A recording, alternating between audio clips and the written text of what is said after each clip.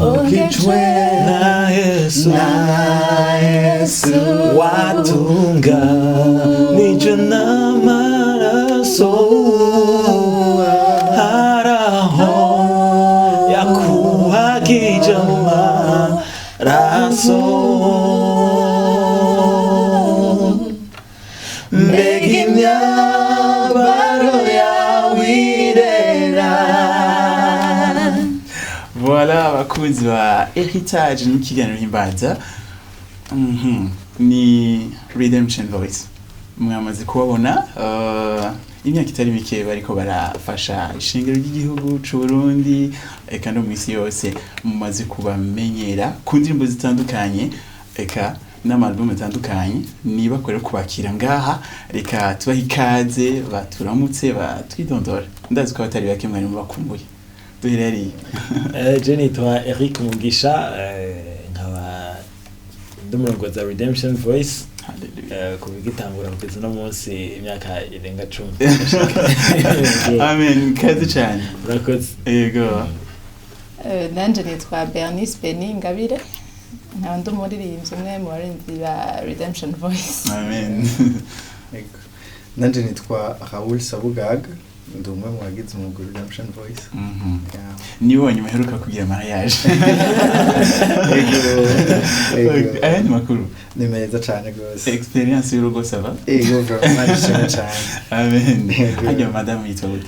Yitwa Liza Mahoro. Liza Mahoro. Yego. Wow. Karibu cyane niteka kubakira. Murakoze. Reka mbaze Bernice muri bangahe mu ngwi au total? Turi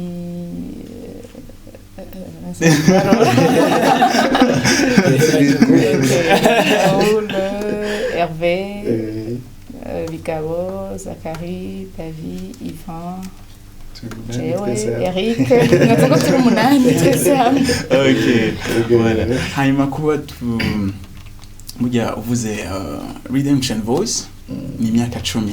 Hari abantu babona gutya mugabo bashaka kumenya bati mu byukuri uwo mugabo watanguye gute biraboneka ko mwawutangiye mukiri bato cyane. Ubwo tubwigerageza genze mu ntango tugaruke mu ntango. Urakoze cyane. Ubuye tuko tarari iyo myaka uragira emotion nyinshi ko urasubira kurukumva ibintu byahereye ugasanga Yesu n'umwizigiko kuko baro benshi twatanguranye burya nagakiza benshi twagatandukura batakirimo. True. Ibikorwa bya biratangura ugasanga banarabandanye kandi ntabandanije. Redemption Voice yatanguye mu 2010 officiellement mu 2010. Twari duhuye mu ishengero twari dusengeramo ico gihe niho twatanguye kwiyegeranya dutangura gukorera hamwe utuntu mu nyuma rero hazamo ico cimviro cyo kugira umugwi ufise ico ushaka gushika ko ufise intumbero duca dutangura rero twebwe gukorera hamwe ico gihe twara abantu indwi dutangura kino gikorwa amare tugihizina neza mu 2010 ariko ubundi cari gisa n'icyatanguye guhera mu 2007 mugabo aho nta zina cagira novuga ati harimo n'akantu bukebuke ko kwirondera aho gushira hamwe bukebuke ariko mu 2010 duca turashobora rero kugiha izina n'intumbero kigiye gukorerako Redemption Voice rero iba iravutse. Yego. Wow. Mu myaka 10 wewe wari muri abandwi? Oya. Niyo winjiye mu akenje mu nyuma hamwe n'undi yitwa Yvan twinjiriye rimwe. Voilà. Hanyuma ugiye kuri Facebook page yanyu ukara muri about turashaka kubona mwavuze muti it's an African based team iri mu Burundi. Yego. Working hard.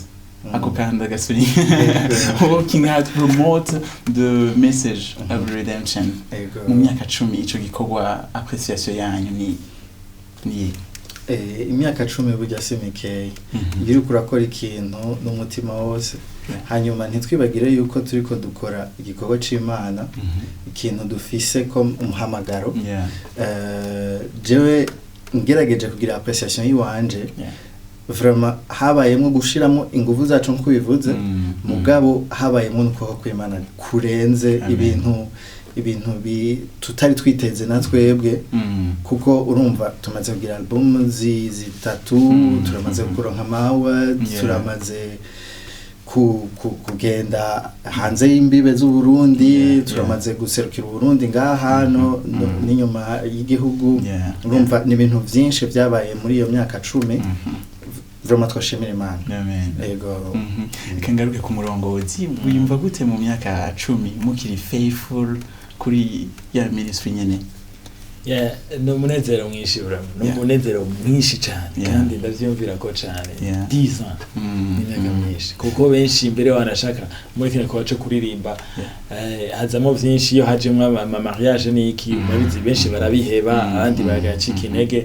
Magaje ndashimana yuko mu mariage tumaze kuronka ngana ntaratuma abantu babiheba, kandi ndazituzerana naye andi misiri imbere kandi ntazotuma tubiheba, kandi soko amadefi abuze tafisa ama challenges menshi cyane, tafisa ibintu byinshi byari gutuma kumbure natwe tubiheba.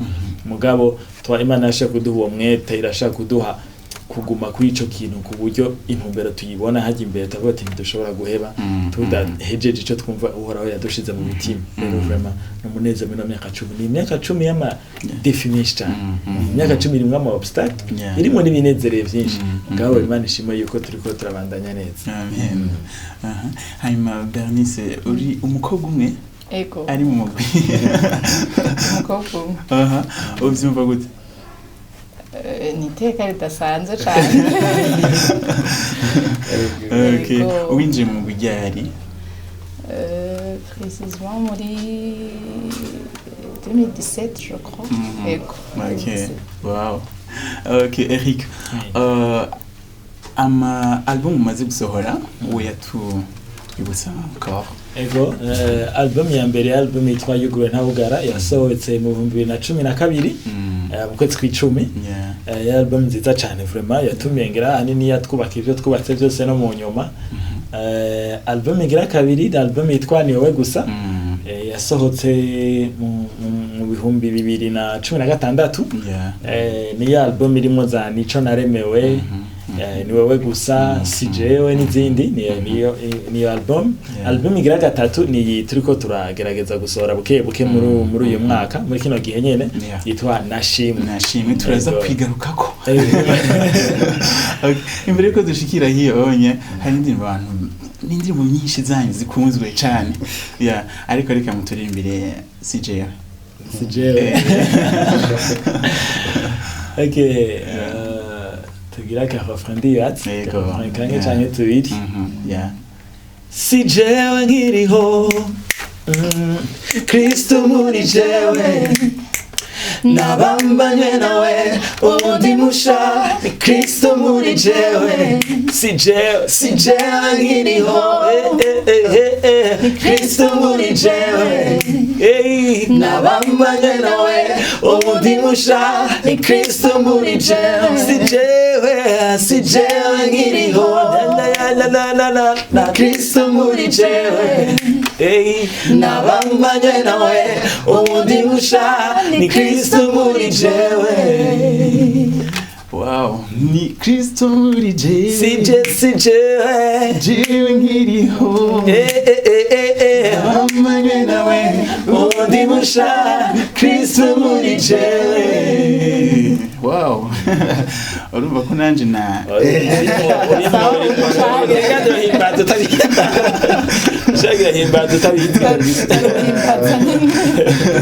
Wow. Hanyuma reka tugaruke mu kiganiro. Mu myaka 10 umuziki wa gospel mu Burundi mwarabonye mu byukuri ingene wagiye uratera imbere. Mubona gute nk'abantu bamaze mu 10 years? Umuziki wa gospel nga mu Burundi hamwe warateye imbere ahandi waragize ibibazo. Come on. Mu muziki mbere tutanawuhagurukiye washaka kugira n'ibibazo birenze ibyo wagize. Washaka nogiraho ntera kamo n'abapastori n'abarongozi z'amashengero, iyo babona mu mashengero atandukanye dukoresha indirimbo zo mu Rwanda, c'est pas normal. C'est pas normal. Donc mu pastor ari ahantu yumva amahoro cyane, muri mwishengero ryo hari indirimbo zo mu Rwanda gusa, c'est pas normal. Hariho yari ikibazo. So gospel mu Burundi yagize ibibazo, nje ngerageje no kubishira dans le temps. Ndabona mu guhera nka 2015 haramanje kuba akantu harabaye mu tubazo vraiment. Mugabo gospel mu Burundi ni nziza, abanditsi bandika neza, hama basetana nini vraiment ngeranije mbere no mu bindi basumba ibihugu bitari bikeya basetana nini mugabo barakeneye gushigikirwa barakeneye gushigikirwa barakeneye aussi kubandanya bahabwa intumbero kumbere n'ababarongoye kugira ngo bibafashe guproduza umuziki gukora umuziki Eglise izokoresha parce que là turacahise ibibazo bikomeye turashaka gukora imiziki mugabo idashobora gukoreshwa mu ma eglise ayo rero ni ingorane nini parce que notre David clientèle base cyangwa cible cyangwa ya mbere abantu dukorana bwa mbere c'est l'église si l'église idashobora gukoresha umuziki dukora ikija kuwutora muri Nigeria cyangwa mu Rwanda cyangwa he aho rero oye hariho ikibazo donc ifo yuko ivyo babihagurukira abaririmbye n'abapastor babo cyangwa n'abarongozi babo cyangwa n'ababahanura aussi babashigikiza uburyo kugira ngo gospel yacu ifate kubera ivyo bihugu bindi mwumva twesha umuziki wavyo rero turamaze kubijamwo kenshi tutwawe n'umuziki kameme ibihugu bifise uburyo bwinshi mu bintu by'umuziki bwinshi natwebwe turagendayo uburyo dufatwa tumva urisi uko dukwiye kuba mu Burundi urisi uko dukwiye kuba mu Burundi cyangwa twimuke tukabona ati iyi traitement ugiriwe niyo mwari mukwiye kuba mugirirwa ni wanyu rero ifo yuko abantu babishamwe uburyo bwira gospel yacu tubishigikira atari uko ndafise ibibazo byinshi bikazoza kandi very true iki kinavuze ucumba gute Raoul jewe ndamushigikiye vraiment mu byavuze kubera ko ni ibintu sagashashara muri ntituza kugerageza kubidevelopa canke kubidemontra yuko ari ivyo yajeje kuvuga muri kino gihe durashobora kuba dufise ikintu yavuze imiziki ishobora kuba ihari ari myinshi muri kino gihe ni miziki idaserva l'église directement mu malouange adoration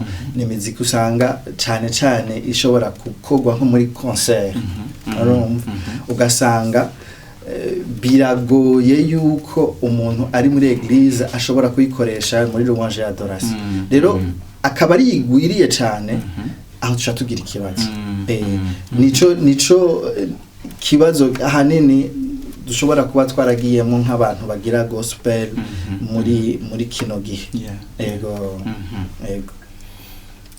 biraga n'abarundi ndagiciriyemo gatoya ifo yuko bakunda ibintu vyabo ko jari genda biraba nkaraba nk'umuririmbyi wo mu bihugu bibanyi umwe arasohoye indirimbo ntiriwe ndavuga ndayibona uwo munsi ngira la même seconde comme statut y'abarundi benshi cyane mugabo nkaca nsanga par exemple Dudu Apollinaire canke nundi wese yakoze une chanson wanashaka vraiment ishobora gukora no mwishengero je ndayumvije ibiyigize le texte ama melodie ngene nivugije numva yuko indirimbo ishobora gukora mugabo je la trouve pas comme statut ngo ndiko ndabona iyo ndirimbo yabo bantu bandi qu'est-ce qui va pas parce que barundi baratawura ibintu turimo n'ingaruka bifise kuri gospel mu Burundi après tout gospel ni yabi wanyu nabi wanyu nyene ni nkabo mu nzu ntuzoheba so ntuzohebanye ko nzohebiki donc uhisemo kubahamba ejo uzo hari izindi ngaruka zizoshika kese swa kuri we canke muri eglise kubera ko mudafise justement abi wanyu canke indirimbo ziwanyu za gospel mushobora gukoresha foko bakunda nabo bikorwa abarimvye barundi bakora yego mugabo kandi kubikunda harakenewe support ivuye ku pasteur ivuye ku ba journaliste cyane kuko nibo bazotuma izo ndirimbo abanyagihugu bose bazumbiriza twebwe kukamo muri televiziyo itaje twarakitavye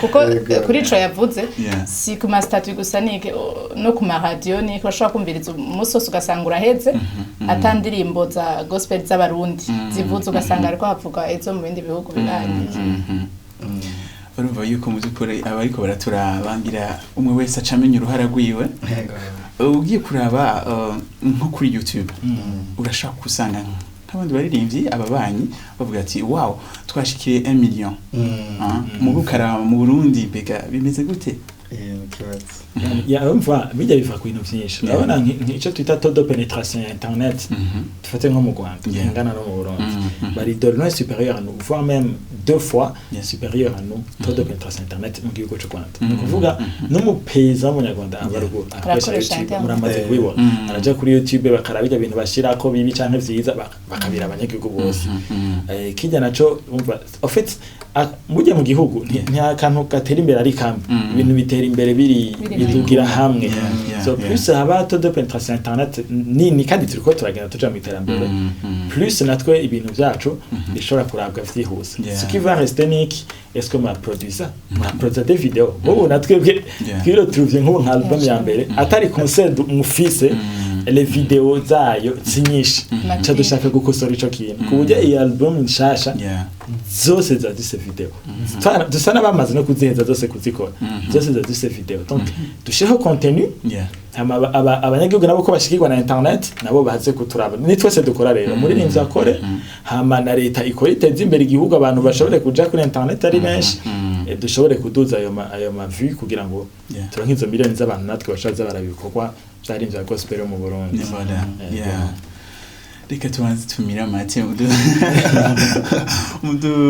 ririmbire yarakoze okay mu vyiyumviro vy'Imana kurimo cagihe wabubumwe hinyegeje Imana yari kuzi yarizi vyaho vyose yarizi abavye bawe yarizi aho uzoba yarizi vyawe vyose none namavi hari yo kurira no kubabara no kwiyebura kuko yari yakwiyumviriye namavi hari yo kwiganyira nta gituma co kurira kuko imbabazi n'ubuntu bidukikuje cagiye bavuka yarakuzi cagiye wabaho yarakuzi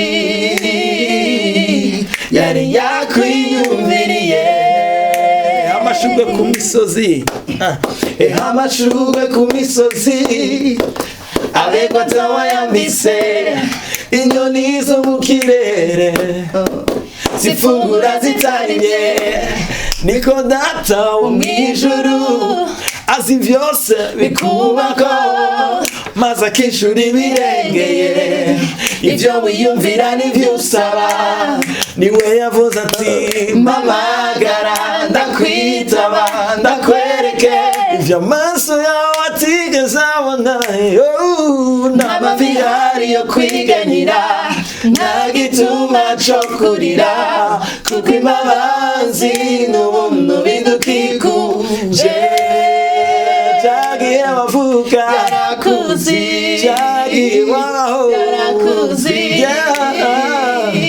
yari yakwiyumviriye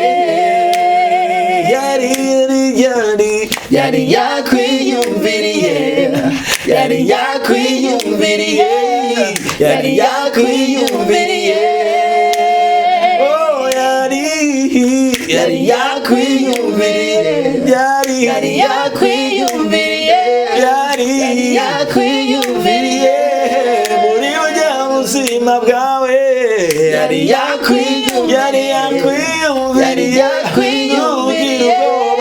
yari yakwiyumviriye kuri kose yari yakwiyumviriye yari yakwiyumviriye yari yakwiyumviriye turacari muri himbaza once again ubutumwa bukora ku mutima ni Redemption Voice.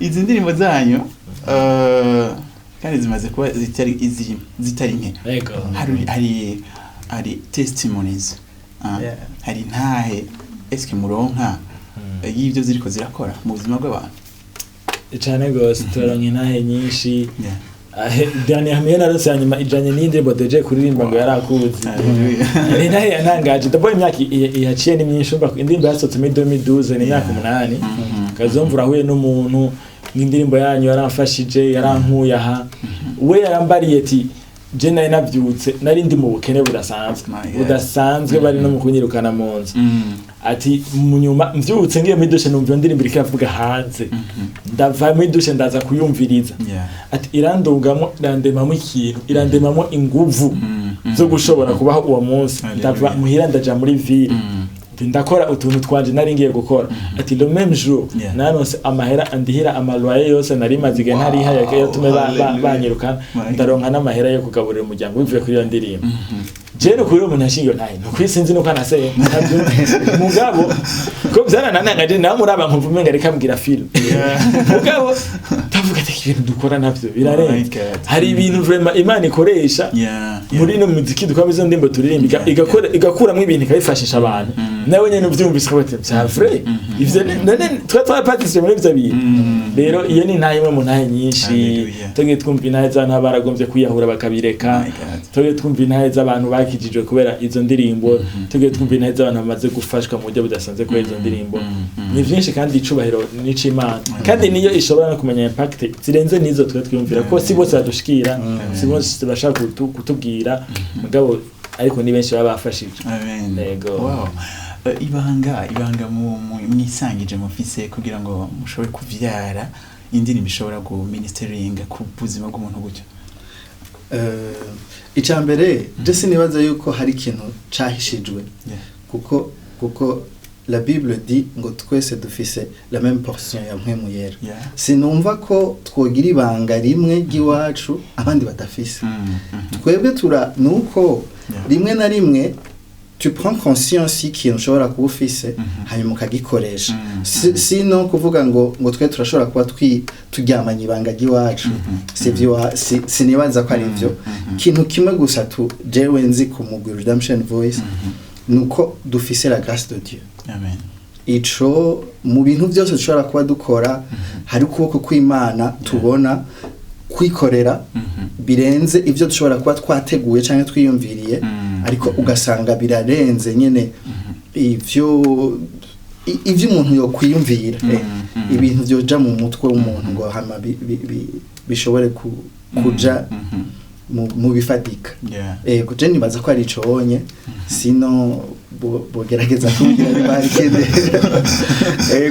yaza ko nta formule twovuga ati ni tubona bikoreka ikambwe ko ubuntu bw'Imana nyene twe bwacu ntaco n'amatana yacu dushiraho hama Imana ikikorera igikorwa cayo wow urumva uri kumwe n'umugwi Redemption Voice ibibazo bibari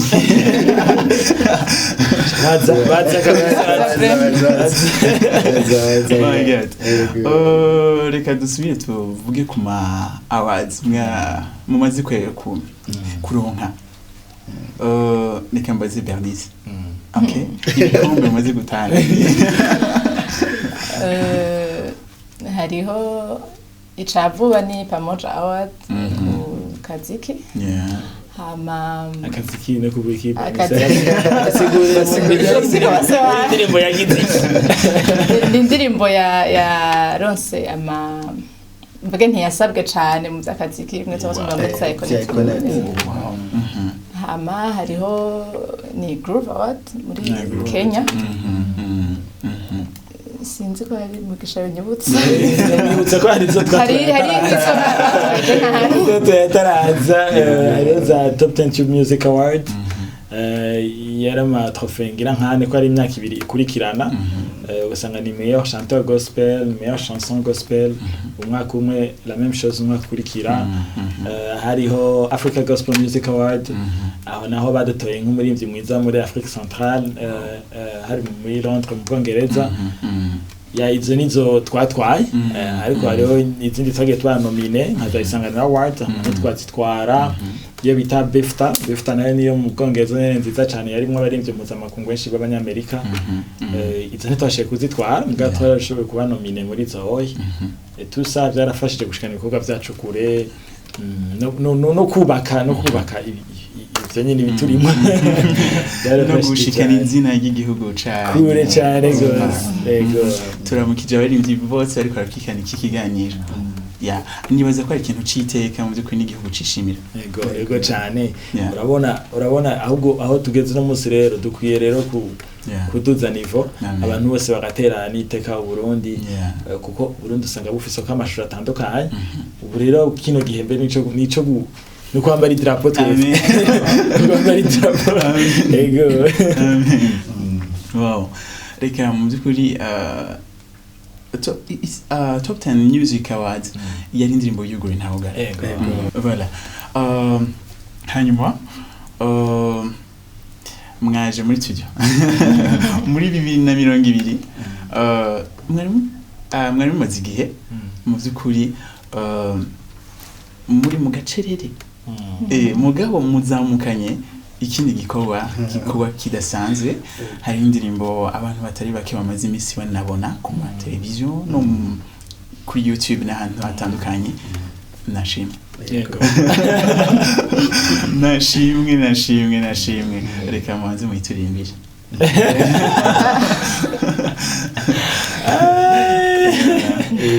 ashada igikorwa igikorwa bivugije si jandani n'imbwa n'ibyijana ukaza turi batatu nibyo turaza kwikina hanyuma ariko reka muri ya majwi yanyu tubanze tuyumve. Okay, nashimwe let's get it friend. Original mengo niyo. Yeah. Atugaga couple kambere na karo. Yeah, true. Wow. Kugurukundo Imana yadukunze kuva kera watunitanga umwana wayo kubwacu kumwizera wese ntazapfe rubi aronka ubugingo budashira nashimwe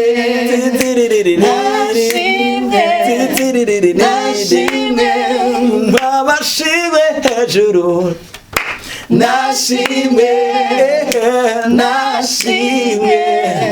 nashimwe umwamashimwe hejuru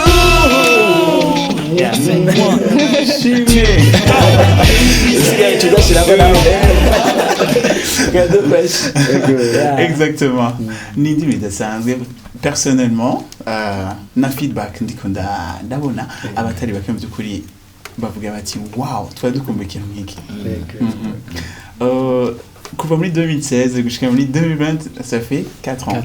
Nariko murakora iki gikorwa. Kuva 2016 gushika 2020 twari mu myiteguro. D'abord l'album igira qui sort turiko tunasohora ubuye. Ni album tumaze nk'umwaka turiko turakora. Ntabwo hagira ibibazo ngo tuyiproduce mu kwezi guheza. Tumaze nk'umwaka turiko turayikora. Kuva 2019 à 2020 ho turiko turakora iyi album. Ama aussi kuva je pense 2018 à 2019 tashaka twashize habona video zishika kuri zine.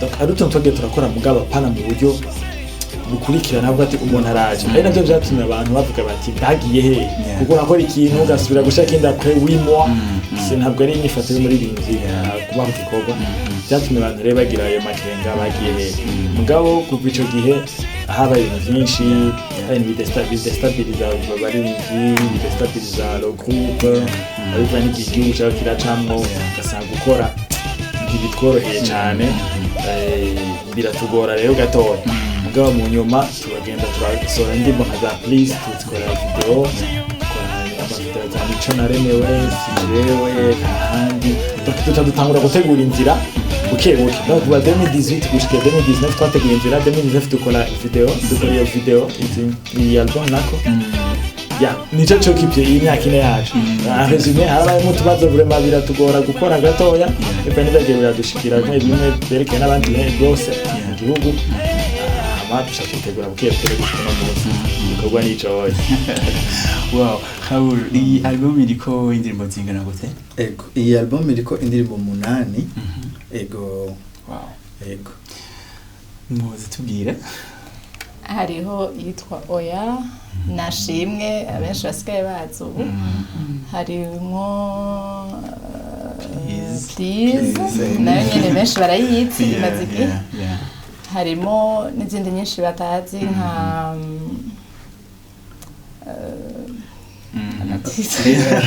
amatitro bisaba kuyasoma gerageje kumwunganira harimo niwo harimo imbere n'inyuma harimo nziza cyane kuje impande zose. Ego. Iyo mwari basanzwe bayizi. Harimo shiramo indirimbo. Harimo nyinshi nshasha. Harimo Nzora Mwizera. Hamwe na Mugende Murondere. Ego na Mugende Murondere. Wow. Hanyuma tugaruke ku murongozi. Iyi album abantu ndabizi ko bakeneye. Bayironke gute? Ibashikire gute? Ay album vraiment kubashikira biroshe cyane. Muri kino gihe turi mu kintu bita prevente. Kuvuga yuko tuko turayigurisha imbere y'igihe. Ko tuyigurisha imbere y'igurishwa risanzwe rizoba ryerekeye abantu bose. Aha rero ni kuri babandi bagomba kuyigura imbere y'abandi, kwitunga imbere y'abandi, no kudishigikira ntahe nanje mbendazi zijya kimbere ko abantu bashikira. Aho rero muri kino gihe kigurwa $50 y'abanyamerika canke $100 vy'amarundi. Uyikeneye iti ucugira gute none? Urashaka gusaba amahera, ushaka kuyaturihana eko cash, ushaka uri hanze ukeneye kuyadu transfer mu yindi nzira. Wandikire Redemption Voice 2010@gmail.com. Utubare yuko wifuza kugura iyi album ko tuyiguha. Muri ico gihe hari ibintu bibiri. Tushaka kuguha lien ucuzitesheje akizo ndirimbo zose bacuzironka aho uri hose kwa importe iguriwe no buri muri mer Mediterane bica bikona cyane ukavuga uti je ndi mu Burundi ni munzanire CD naje c'est une autre option donc ibyo nibyo bica bikoreka uratwandika kuri Redemption Voice 2010@gmail.com utugokene album ugure $50 cyangwa $100 vy'amarundi ucuronke album imbere y'abandi ngabe nyuma yaho hazogera igihe tuce tuzishira ku giciro rero cyo sohora nyine cy'abantu bose bashobora kuronka hako tiko turabitegura ntwizike ziri imbere tuzobabarira no kuvuga ko $50 $100 nta gukavya kurimwe kuko uravye ukunyisa kwanza biraboneka ko hari kiguzi kinini yakiri nyuma yayo cyane iyi album ni nziza cyane ni album ikozwe neza ikozwe ku buryo bwinshi cyane ni album yakoreye bita mastering abantu baravyumva mugabo kenshi mu Burundi ntibikorerwa tetekoreye muri Amerika yakoreye mastering muri Amerika yakoze no muhinyanyuzi w'umurundi muri Kenya azwi ukora ibikorwa neza kandi ku giciro kinini rero ntibatangaze kumva ko album ikano kanye ku $50 cyangwa $100 même niyo video nashimwe uyibonye wenye ashaka bata est-ce que ça coûte combien ibi bintu bariko baragira ngaha bibaza ko bitwara amahera ngaha benshi ntibabizi ngira rabibaza ko bifatwa na telefone ntavyo turaza guca tuyishira mu baca bafrise bara ya nce gituma ico giciro vraiment kibakanga ahubwo wumva bishoboye tubwiye ati je peux faire plus est-ce que ndashaka gushikira ikora cyanyu nkashanga $200,000 aba mukavuga ubutumwa uko bitabagoye so bari biza cyane exactement en plus nk'umugwi ushobora guseruka igihugu mu Bwongereza Kenya Nigeria n'ahandi birakwiye nyine ko batwara your perfection. They need our support. Okay. Hanyuma reka tuvuge ku numwanya ahandi utwari kuguma tuvuga. Okay. Nabonye album yanyu yuguruye ntawugara ku ma platform atandukanye. Hariho za iTunes, Spotify, Amazon Music n'izindi zitandukanye. Ndashaka mugira ikintu muvuze kuri ico banyu kuko hari abaririmbyi batari bake ashaka kuvuga ati none twebwe ibikorwa dukora tubishamo uburyo bwinshi mugabo nta buryo na bukenya butugarukako ugaca usanga nazandirimo ntiziriko ziraboneka muga hariho ubundi buryo abantu bashobora gucontribuer wabo buke kumviriza umuziki w'abandi mugabo quand même harimo une contribution kanaka ishobora gupermettre ko umuririmbyi akora abandanya voilà duhera ijambo kwa Eric. Okay, murakoze kwico kibazo. Tout d'abord jashaka saba nakora turaba interano ya mbere ngabodo. Bagende kuri Instagram azikoresha Redemption Voice bagire follow. Voilà. Bagende kuri Facebook bagire Redemption Voice bagire like. Voilà. Bagende kuri YouTube barabe indirimbo zacu bagena subscribe. Voilà. Kubera iki? Ko Redemption Voice yaramaze kwimuka muri izo nzego. Nk'ubu twe ko tura kuri YouTube ntibikiri byagusa. Iyo turavye weba gutwara barasanze aho gutwara kuri araba internet bisanzwe ariko twe biratwinjiriza ikintu ngo riko turaba kuri YouTube so cyangwa gusabana yuko baje kuri YouTube baturabe kubera yuko hariho support y'amahera baba ariko baduha iyo bariko barabikorwa tiko turakora Redemption Voice yahisemwe kuja mu rugo rwego kubera iki kugira ngo i supporting ikine ko wadukora ni biroza mu tumaze imyaka ine umvura hura n'umuntu ngo ko tutakibabona none twisese ko sakutogira tubona uraze ubuje bogira tubone ingene bungana ntipaske ko tubufise urumva abantu baravuga nti tukubona mugabo kumbe ntazi ko muri rimvyi afise des défis amafaranga zitapermeta gusura gukora ibindi bikorwa nka bijya wigeze kubona rero tugira turese twiga uburyo tubizunguruka ikorwa ntigize kirahagarara kibujijwe n'ivyo bintu by'amahera twashifashe album yacu ya mbere yugure nta ugara tuyisha ku platform digital arenga ngiri jana na kuba je nakiri bato na za TikTok urashobora usanga ko album yugure nta ugara iriko kuri TikTok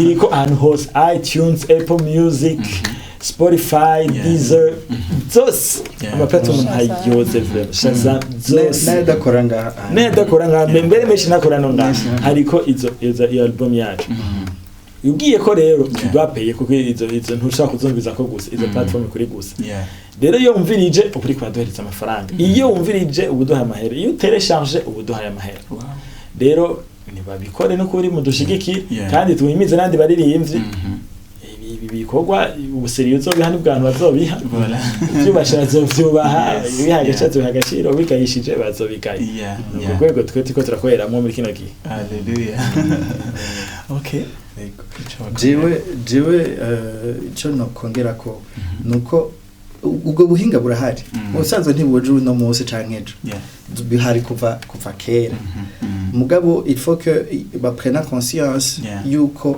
atari sponsoring imisi yose tuzokwama dukora turondera kugira dushobore gukora urumva hari ubundi buryo bushobora kuba buri hagufi yacu twari tutabizi turi inconscient peut-être dushobora kubona ancien système yo gukora ibintu il faut que baprena conscience yuko hariho ukuntu ushobora ama besoin kuyashobora kuya maîtriser canke kuyaronkera ingene ushobora kuya satisfaiza ukoresheje uburyo ufifitiye wenyine bagire ama système digital ni ibintu bihari kandi bana supporting abarundi cyane abantu b'abarundi twebwe nk'ubunye urashobora yavuze ikintu ca internet itarashika mu banyagihugu gose mugabo ushoboye kuronka iyo opportunity yo kuronka internet supportinga abantu b'abarundi kuko nabo nyene barakeneye kugira uno munsi uzoguma babona cyakindi cuko ushobora kuvuga ngo mwagiye he ntigisubire kuzakira hamwe yego nico noterera okay hari cyongera ko numengo byose byavuzwe hanyuma abantu bakeneye kukurikira amakuru y'umugwi turiko sana bihutira umwanya barondere gute ku ma réseaux sociaux Redemption Voice ego Instagram turahari Redemption Voice Facebook na Gmail kuwifuza kugira ico ashikirije ari contribution ari cimvira duterera canke ari ico yifuza nka CD turahari turashaka kumwishura voilà hanyuma abantu bitega ikorane concert muri no mwaka wa 2020 bon naco twohakana ani ico twokwemeza kano ubiteramo mugabo icenze coco atwagira lancement ya album vuba biko biriyumvikwa ari gisha kuba mu buryo bw'igitaramo cikizamwe abantu canke dushaka gutegura ikazo bw'igitaramo abantu bataza mugaba kirabira muhira tuzobarira rero bakina dushigikira ategureza Eco Cash na za Lumicash banadusengere tuzobabarira bitegure ingene turi lancement album vuba cyane tutategura ibintu vyiza tuzobereka voilà ego akajambo kanyuma uribaza ko ari kubashimira twebwe turabashimiye cyane tugize ikiganiro kimeze neza cyane turagushimiye no kuri murakoze gana cyagiteguye neza okay yari Redemption Voice twari kumwe nibaza ko mwashoye kumva ibitari bike ku bikorwa byabo hamwe na experience nibaza ko iri kirafasha abandi baririmbyi no mu guteza imbere igihugu cacu yari Haul ngaha Bernice na Eric reka tubasezere dusigamo indirimbo yabo nashimwe turaza kuza turangiza ikiganiro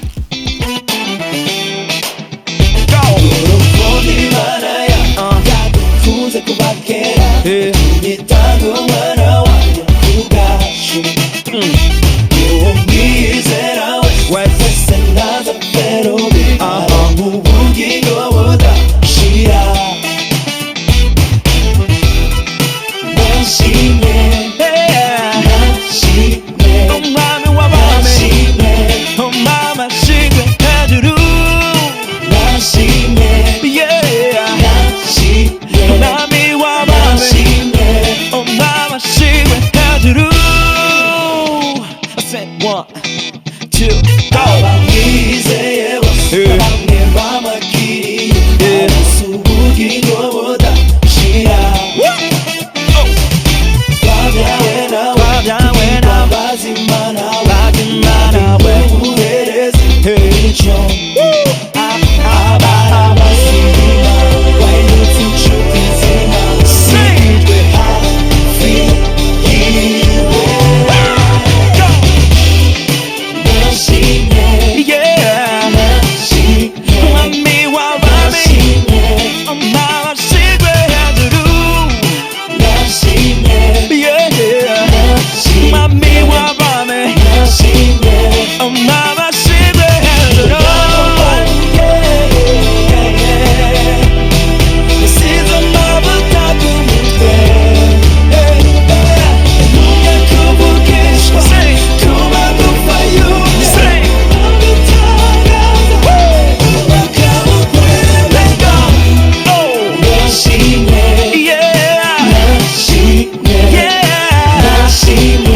umwami ashimwe hejuru nashimye umwami ashimwe hejuru.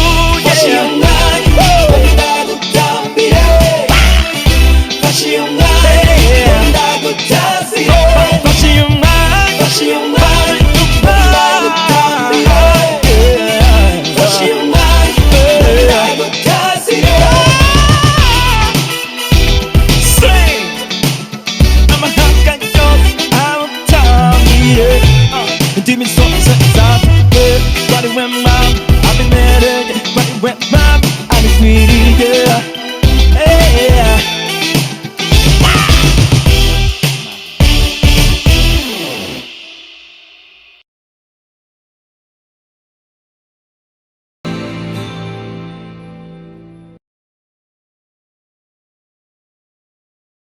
nizera cyane ko kino kiganiro cabaye kugira ibihe vyiza aho muri hose reka tukirangirize ngaha duhana isango muri himbaza yo kuwa gatandatu za mugira ibihe vyiza ngaha iwanyu mushikare kuba kuryohererwa ibiganiro vya televiziyo Heritage naho utaha.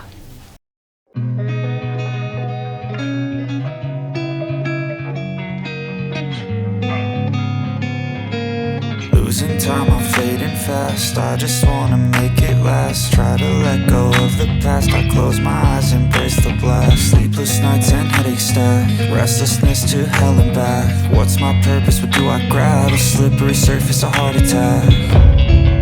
And sometimes you just gotta believe there's something that'll give you relief. There's something that'll